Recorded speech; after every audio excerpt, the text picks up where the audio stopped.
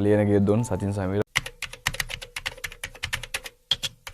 රාගම එක රාගම හොස්පිටල් එක තමයි අම්ම මාව බිහි කරන්නේ මගේ උපන්ගම වත්තල ශාන්තන්තුන් ජාති බස තම මගේ ඉතින් මගේ උපන්ගම වෙන්න වත්තල ඒත් ඊට පස්සෙ කාලිනව මං ගම්පහටෙනවා නමුත් උපන්ගම වත්තල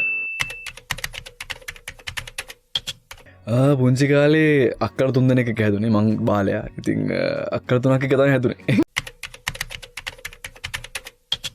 මම ක්‍රට් ක්‍රීඩ එකෙක් මන් දැනටත් CCC එකේ සෙල්ලං කරනවා ටබ් ගහන දැනට ඉතින් ස්කෝලන කාලේ හොඳ ක්‍රට් ක්‍රීඩ එකෙක් ඒවගේ අනිත් ක්‍රීඩත් ගොඩක් කරලා තියෙනවා ඒ වගේම ස්කූල් ටීම් කැප්ටන් සිත් කරලා තියෙනවා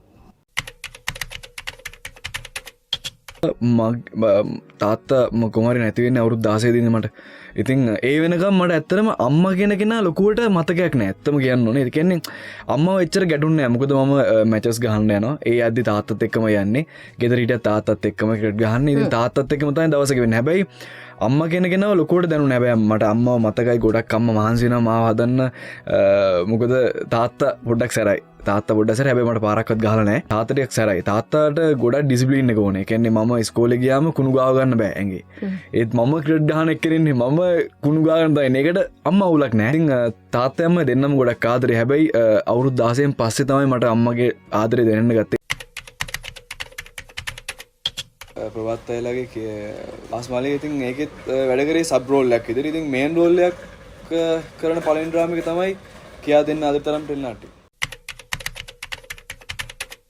මොකද තමයි මම කිසිම දෙයක් බලාපොරොත්තු වෙන්නේ නැහැ මගේ ජීවිතේ මං උත්සාහ කළා මට වාසනාව කියලා දෙයක් තිබ්බද කියන්න මන් දන්නේ නැහැ හැබැයි මං හැම වෙලේම මහන්සි වෙනවා මේ දැනුත් මහන්සි වෙනවා අද හවසටත් මහන්සි වෙනවා හෙටත් මහන්සි වෙනවා මගේ ජීවිතේ මහන්සිය කියන දේ මම ඇත්තටම මේ එක ගැන හිතන්නවත් වෙලාවක් යොදන්නේ නැති මිනිස්සෙක් මට පුළුවන් පැය 24 4 ඒවා 7ක් හරි වැඩ කරන්න එක දිගට මට එහෙම කිසිම ප්‍රශ්නයක් නැහැ මොකද මං අවුරුදු 16 ඉඳන් පටන් ගත්තේ මෙහෙම එතකොට මට මගේ ජීවිතයේ එකම කඩාවැටීම තමයි මගේ තාත්තා නැති වෙන එක මොකද මං එතකොට හොඳටම ක්‍රිකට් සෙල්ලම් කරනවා මට හිතුණා සිලෝන් ටීම යන්න පුළුවන් වෙයි මට කියලා මං ඒකට හරි ආදරේ අදටත් මං ක්‍රිකට් කියන්නේ මං හරිම ආදරේ ක්‍රීඩාවක් ඒකනේ හරියට මිනිස්සු කියනවා වගේ ආගමක් වගේ.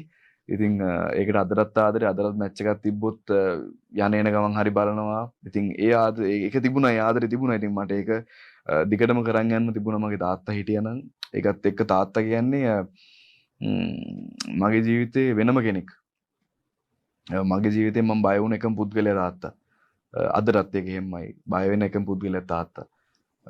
ඉතින් තාත්තගේ මගේ තිබුණ හරි මේ අමුතු බැඳීමක්. ඒ කියන්නේ දෙන්න කතා කරන්නේ නැහැ ලොකුවට.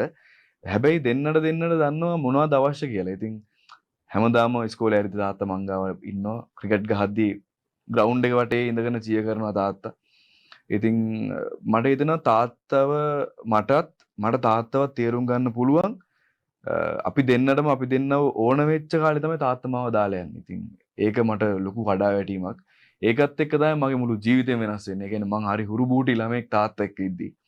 මේ ගෙදරම ඉන්න තාප් එකකට තාත්තා නගින්න දෙන්නේ නැති ළමෙක්. ඒ ජීවිතේ එහෙම් පිටින්ම මේ වෙනස් වෙලාම ගියේ තාත්තා නැති වෙනවත් එක. ඒ කියන්නේ එක තප්පරෙන් වෙනස් වුණා.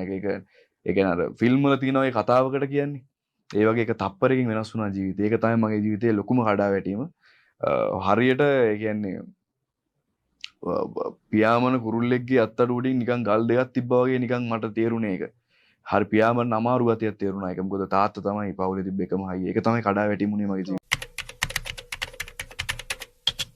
ඔබ ඇපල් මලක් වාගේ ලස්සන වසන්තකා මට හදිසියෙන් වාගේ හමු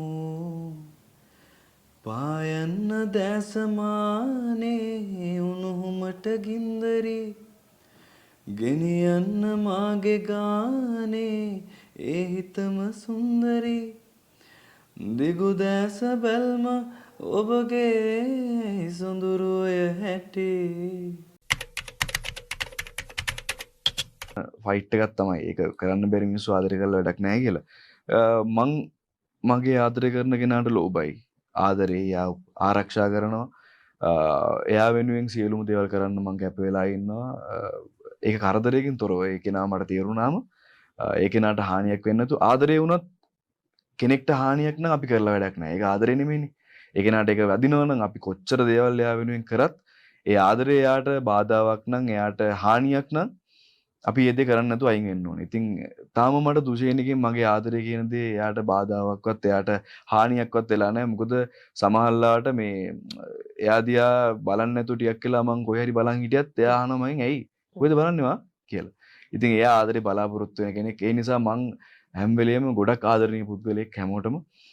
එතකොට මං මගේ ආදරවන්තයෙක් කොච්චර ආදරේ කරයිද? ඉතින් ඒ තරමට මං එයාට ආදරේ. ඒ කියන්නේ ආදරේ කොච්චරද කියන්න මන් දන්නේ නැහැ. හැබැයි ඒක සමහරවිට මට හිතෙනවා මේක මෙච්චර වැඩි නේද කියලා. හැබැයි වැඩි වුණත් මට ඒක නවත්තගෙන ඉන්න බෑ. ඒ ආදරේ එහෙම කරනවා. ඉතින් මං හිතන්නේ මාත් වාසනාවන්තයි එයා වගේ කෙනෙක් මට හම්බෙච්ච එකට. එයාත් අනිවාර්යෙන් වාසනාවන්තයි මං ඔය කෙනෙක්ට හම්බෙච්ච එක. ආදරය තුල හැමදේම තියෙනවා. ඒක අඩු වැඩි. මොකද මං එයාට ආදරේ කියලා ඔහේ අතහැරලා දාලා නිකන් ඉන්නවා කියන්නේත් මං හිතන්නේ ආදරේ නෙමෙයි. රටේ ඉන්න කෙල්ලෙක් කොල්ලෙක් වුණත් මෙහි ඉන්න බොයිෆ්‍රෙන්ඩ් ගර්ල්ෆ්‍රෙන්ඩ් අනිවාර්යෙන්ම කතා කරනවා. ඒගොල්ලෝ නිතරම කතා කරනවා. ඒගොල්ලෝගේ ආදරේ බෙදා ගන්නවා. ඉතින් ඒ වගේ තමයි අපිත් අපේ ආදරේ කොයිම වෙලාවකවත් කලාකරුවෙක්ට කරන ආදරයක් නෙමෙයි. ආදරවන්තයෙකුට කරන ආදරයක්. හරි සරල ආදරයක් තමයි අපි දෙන්නයි තියෙන්නේ. අදටත් මට සමහරවිට මගේ වටපිටාවේ මං කැපෙන තැන් තියෙනවා. කපනවා හෝ කැපෙනවා.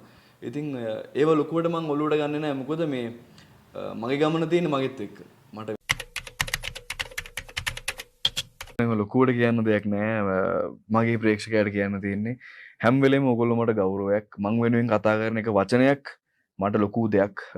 මොකද කලාකරුවෙක් වුණත් අපිට පෞද්ගලික ජීවිතයක් තියෙනවා. ඒ පෞද්ගලික ජීවිතයේදී අපි ගැන දන්නේ අපිම තමයි. ඉතින් ඒක තේරුම් අරගෙන අපි වෙනුවෙන් ගොඩාක් ආදරය කරපු අපිට ගොඩාක් මැසේජ් එකක් දාලා මං වෙනුවෙන් හැමදාම බලාගෙන ඉන්න මගේ ප්‍රේක්ෂකයන්ට ගොඩාක් ස්තුතියි. ඔයගොල්ලෝ තමයි මට මම මෙතුවක් කාලයට හම්බ කරපු හොඳම වටිනාකම හොඳම වටිනම දේ ඔයගොල්ලෝ. ඉතින් ඒක හැමදාම මං ගාව තියාගන්න. මං ගොඩක් ආදරේ ඔයගොල්ලන්ට. ඒ වගේම තමයි මම මේක නිකන් කියන්නේ අපි වීදුරු ගෙවල් වලින් ඉඳන් ගල් ගහන්න හොඳ නැහැ. අපි හැමෝම අඩුපාඩු තියෙන මිනිස්සු. අඩුපාඩු නැත්තම් කතා කරන්න පුළුවන්. හිතට එකගව මොනවා හරි දෙයක් වෙනුවෙන් අපි කතා කරනවා නම් ඒ කතා කරන දේ හිතට එකගව තමන්ගේ ජීවිතේත් මේ වගේ දෙයක් වුණා නම් කොහොමද අපේ ජීවිතේ හැසිරෙන්නේ? අපි මෙහෙම නේද? ඒ වුණාට අපි මිනිස්සුන්ට මෙහෙම කියන්න හොඳ නෑ නේද? අපිත් අඩුපාඩු තියෙනවා නේද කියලා හිතලා වැඩ කරන්න, තමන්ගේ අඩුපාඩු ඉස්සරහට හදාගන්න බලන්න. අපිත් එහෙමයි. අපේ ජීවිතේත් මගේ ජීවිතේත් මං ඉස්සරහට මගේ තියෙන අඩුපාඩු මං හදාගන්න ගොඩාක් උත්සාහ කරනවා. හොඳම දේ අමාරු කාලවල ජීවිතේ අපිට ගොඩක් පාඩම් උගන්වනවා. අපිත් එක්ක ඉන්න කට්ටිය කවුද? ඉන්න දේවල් මොනවද කියන දේ අපිට උගන්වනවා. ඉතින් මාත් එහෙම ඉගෙන ගත්තා. ඉතින් අවසානයේ මං හම්බ කරගත්තු ලොකුම දානේ ප්‍රේක්ෂකයා. ඔයගොල්ලෝ හැමදාම මගෙත් එක්ක ඉන්න, මට ආදරය කරන්න. සජිල් ලියනගේ කියන කෙනාව කවුද කියලා ප්‍රේක්ෂකයා සහ මගේ වටපිටාවේ ඉන්න මිනිස්සු පවුල කට්ටිය දන්නවා. ඒකත් එක්ක මට ආදරය කරන්න මං ආදරයට හරිම ආදරණීය පුද්ගලෙක්. නිදහස සහ ආදරය වටිනාකම මේ හැඟීම හැමදේම දන්න පුද්ගලෙක්. ඉතින් මෙච්චර තමයි මට කියන්න දෙන්නේ. ඔයගොල්ලෝ වෙනින් ඔයගොල්ලෝ හැමදාම මාව අල්ලගෙන ඉන්න. ඒ අල්ලන් ඉන්න දක්වා මම ආයේ ගමන යනවා. ඔයගොල්ලෝ මාව අතහැරපු දවසට මම මේ නිර්මාණ වලින් සියලුම දේවල් වලින් ඈත් වෙනවා. මට මං ගැන ආඩම්බරයි. මොකද ඔව් එච්චරයි මට කියන්න තියෙන්නේ. මං ගැන ගොඩාක් ආඩම්බරයි. මගෙන් හානියක් උනේ නෑ කාටවත්. මගේ දියුණුව උදෙසා මං කිසිම නරක දෙයක් කරපු කෙනෙක් නෙමෙයි. ඉතින් මට ඒ නිසා මං අද රුපියල් 1000ක් හම්බ කරත් මට ඒක මාර සතුටුයි. මොකද මට හොඳට නිින්ද යනවා රැයට.